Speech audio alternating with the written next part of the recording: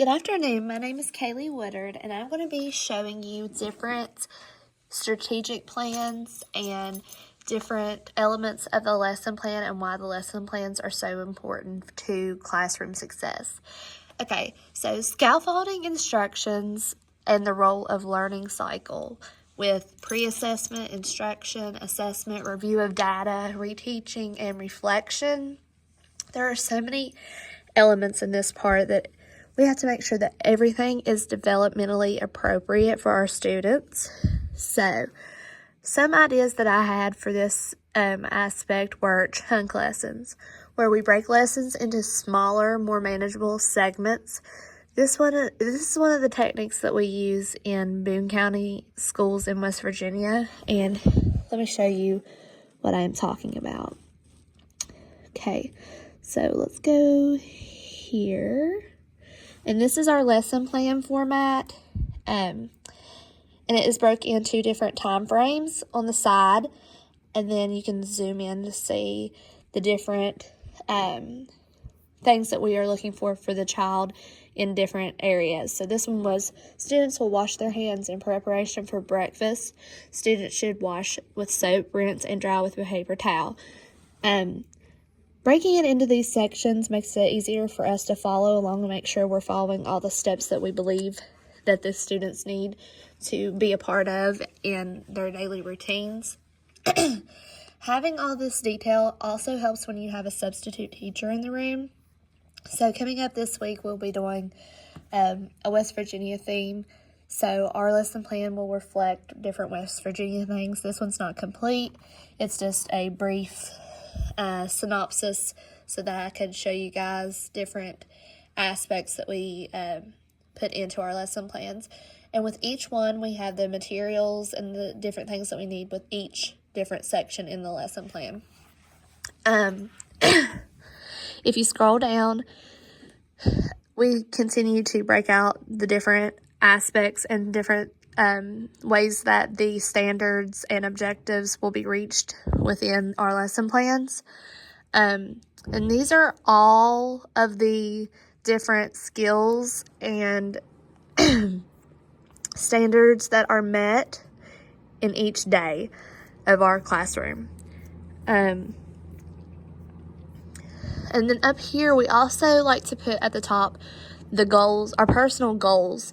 So if we're not reaching these goals by a certain amount of time, we are reflecting and collaborating with our other colleagues to come up with ways that will help us ensure that our students are learning better. Okay, so the COE lesson plan is definitely different than the one that we use here at our school, but it has a lot of the same things as well.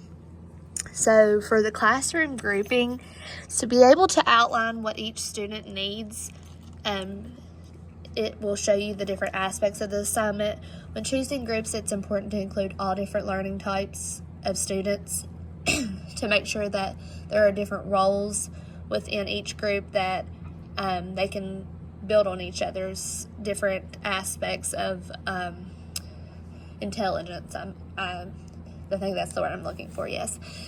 Okay, and then for the standards, of course, we all know what the standards are. They show us the growth and make sure that the students are learning everything that they need to. Objectives. Objectives help us to recognize goals and achievements within our lessons. Anticipatory set is when the students are engaged and think of questions to make students want to know more. Engaging students in that is a big part. Okay, means of expression. We need to provide activities for our students to be able to express what they know in a variety of different ways. Different types of assessments are a good way to allow them to express their knowledge in different ways. Differentiation is tailored instructions to meet different needs of each student. An extension activity would be something that is done after a unit or a section of the same thing is completed. Sometimes we like to go over different we like to do an extension activity when we feel like the students need to be either retaught or just to give them a refresher. So the state standards, objectives, and the activities and assessments that we use need to follow what they all need to interact with each other so that they are helping the students learn to the best of their ability. It's essential to make sure that all of these things are aligned together so that the students will be able to show the same concepts. Assessments need to be done in various ways so that if someone doesn't do well on a written assessment, then they might do better verbally talking to you or just performing the activities that they do daily. So assessments help us to plan our future lesson plans so that we can tailor the lesson to fit the needs of the majority of our class. And then we can hit on little tiny notes within. If someone is struggling with more, we can maybe work with them individually or get them some extra help outside the classroom. So addressing instruction helps us to know that we are hitting addressing the assessments ensures us to know that we will be hitting everything that we need to hit and the students are actually learning. We're able to adjust our instructions based on the feedback given from the different assessments. And I missed one thing, and that was I wanted to show you all some visual aids are very good for the early childhood development. So we always have visual aids within our classroom. Sorry, I've been sick.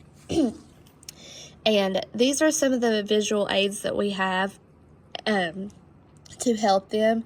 And we do some hand motions.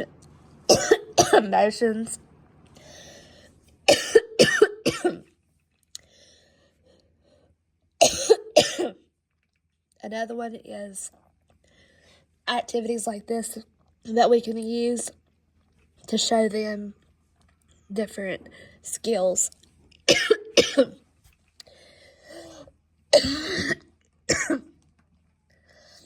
And this always helps them complete the task. That's all I have for today. Thank you very much for listening. I hope you enjoyed this video.